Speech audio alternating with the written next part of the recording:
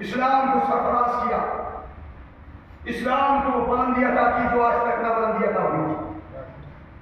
بھائی محترم، یہ تاریخ ہے، میں عرض کروں آپ کی بارگاہ میں، اگر ایک استاد، ایک ٹیچر اپنے بچوں کو 11 مہینے تک تعلیم دے تو یہ عین عدل ہے، لیکن اگر وہی استاد، وہی ٹیچر بچے کو امتحان ہار میں بتائے تو جرم ہے۔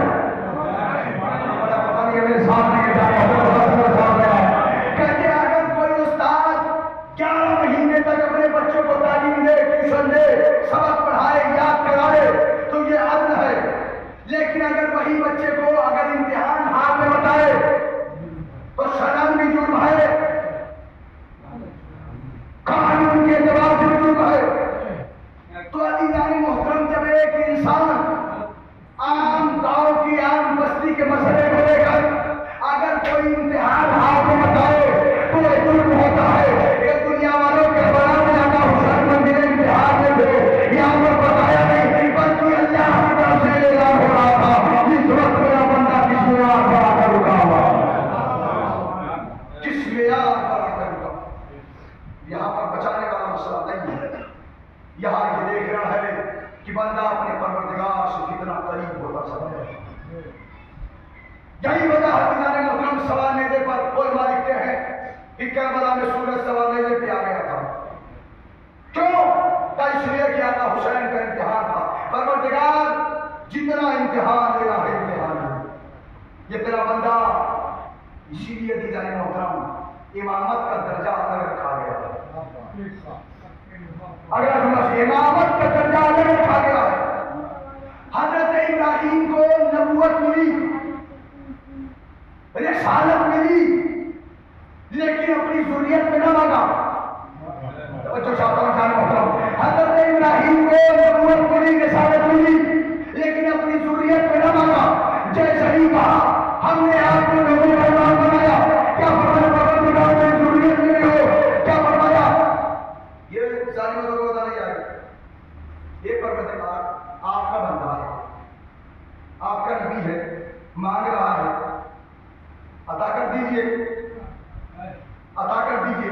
یہ حضرت ابراہیم آپ کو نبوت ملی تو نہ کہا، رسالت ملی تو نہ کہا، جب امامت ملی تو کیوں کہا؟ اجب کہو حضرت ابراہیم جواب دے مجھے معلوم ہے کہ نبوت ختم ہو جائے، رسالت ختم ہو جائے گی مگر امامت قیامت تک رہنے والی ہے۔ کئی لیے مانگا کہ یہ قیامت تک رہنے والی شے کا نام امامت ہے۔ اب سنیے ایک جملہ اور آپ کی بات کر رہا ہوں، بعض علماء نہیں بھی کہتے کہ وہ حضرت ابراہیم نے اپنے بیٹے کے جب گلے پر چھری پھیرنا چاہی تو اپنی آنکھوں پر پٹی باندھی، وہ اس لیے پٹی باندھی کہ اپنے بیٹے کو ذبح ہوتے ہوئے نہیں دیکھ سکتے، جو امتحان دینے کے لیے ہی آیا ہے۔ نہیں آپ نے اور نہیں فرمایا، چونکہ نبی ہیں، رسول ہیں، امام بنا کر اللہ نے انہیں بھیجا امتحان کے ذریعے، تو اب زمانہ سمجھے نہیں جانا ہوتا، یہ کیسے انسان کہہ سکتا ہے؟ وہ تو امتحان دینے کے لیے، جہاں تک میرا ناقص مطالعہ میں کی طرف اشارہ کر دوں آپ کی بات آتا کہ حضرت ابراہیم نے اپنی آنکھوں کو پٹی کیوں باندھی، اس کی وجہ کیا ہے، ریزن کیا ہے، سبب کیا ہے کہ حضرت ابراہیم نے اپنی آنکھوں کو پٹی کیوں باندھی؟ اس لیے باندھی اگر آنکھ کھول کر اپنے بیٹے کے گلے پر چھری چلاتے اور اگر تم بات سب ہو جاتا تو 1400 سال کے بعد لوگ فتویٰ جاری کرتے حضرت ابراہیم کی آنکھیں کھلی ہوئی تھی، تم بات سب ہو کر دیکھا بن گیا۔ اللہ اکبر، اللہ اکبر، یہ تو ابراہیم کی آنکھیں کھلی ہوئی تھی، لہذا وہ چھری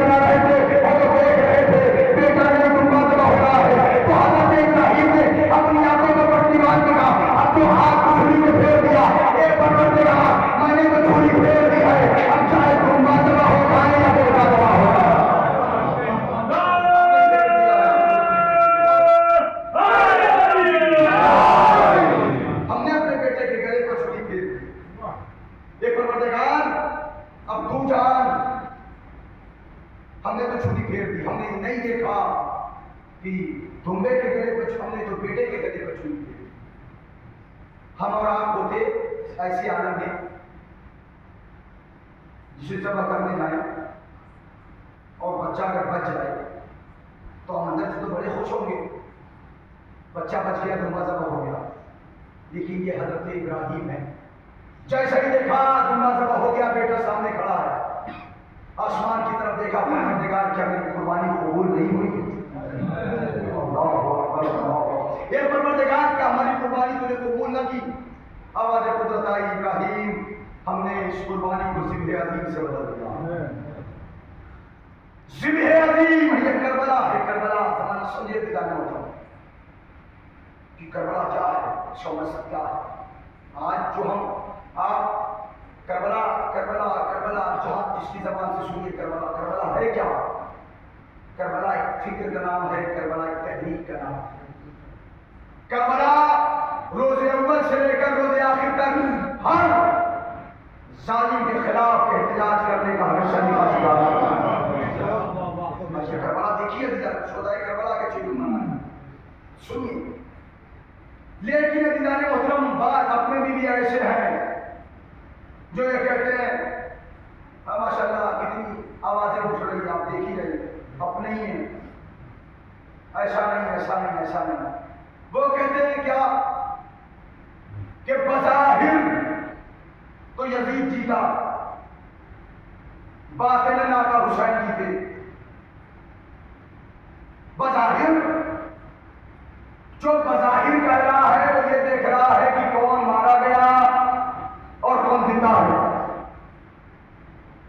کہتے ہیں بظاہر مادلہ نعوذ باللہ یزید جیتا اور باطناً آقا حسین جیتے۔ یہ کس معیار پر توڑ رہے ہیں کہ دنیا میں باقی رہنا اور دنیا سے مٹ جانا، اس معیار پر پرکھ رہے ہیں۔ یاد رکھیے ایک محترم، جنگ کا جیت جانا یا دنیا میں باقی رہنا یا دنیا سے گزر جانا، اس معیار پر ہم نہیں برتتے، بلکہ اس معیار پر برتتے ہیں کہ کس کا مقصد باقی رہ گیا ہے اور کس کا مقصد باقی رہ گیا ہے۔ مقصد کا ہوتا ہے کس کا مقصد کامیاب، کس کا مقصد باقی رہا۔ اب سنیے دیدار محترم، کس لیے ابھی 22 رجب کو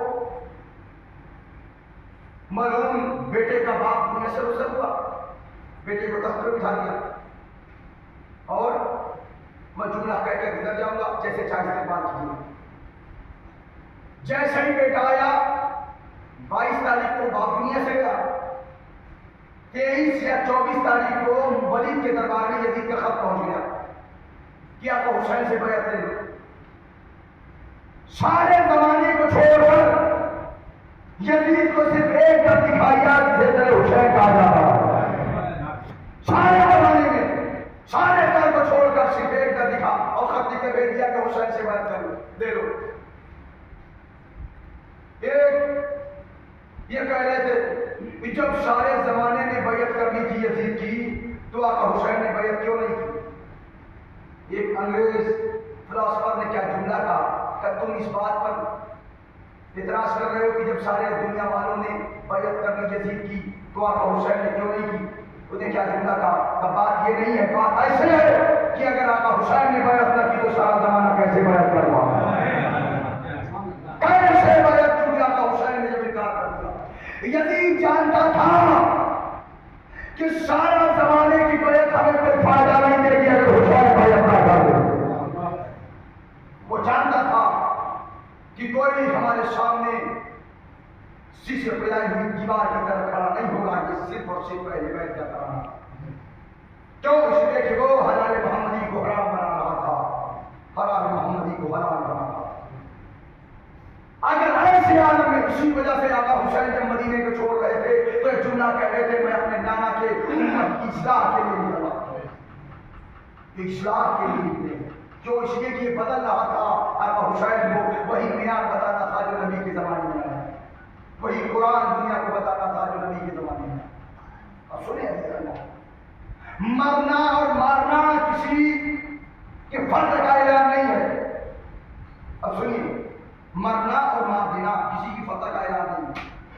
مثال کے طور پر ذرا سا واضح کر دیں اس بات کو.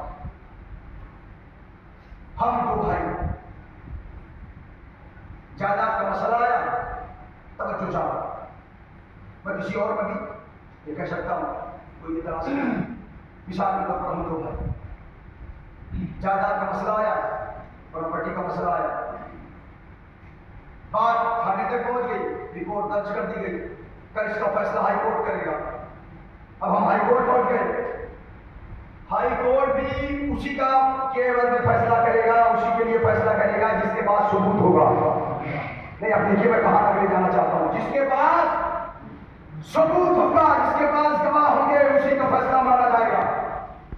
ہمارے پاس سارے کے سارے ثبوت تھے، گواہ تھے، ہم نے پیش کیا، ہائی کورٹ نے فیصلہ ہمارے حق میں دیا.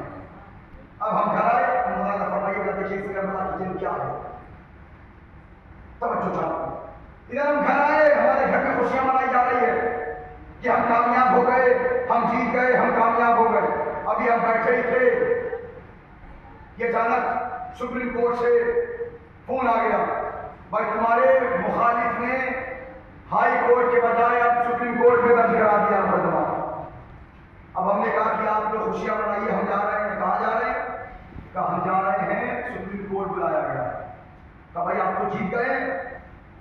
توجہ کروانا زمانہ سمجھے، آپ تو جیت گئے ہیں، پھر وہاں کیوں جا رہے ہیں؟ کہا اس لیے کہ ابھی کہاں سے ہم جیتے ہیں وہ چھوٹا تھا، اب جہاں جا رہے ہیں وہ سپریم کورٹ ہے، وہ سب سے اعلیٰ ہے، عدالت عظمیٰ ہے. ابھی سارے محترم آپ سمجھے کربلا کیا ہے؟ آج کے زمانے میں 80 و 85 اسلام کی نہیں ہے، وہ خیبر ہے، وہ خندق ہے، وہ برف ہے، یہ سب اسلام کی چھوٹی جنگ ہے. کربلا اسلام کی سب سے بڑی جنگ کا نام ہے.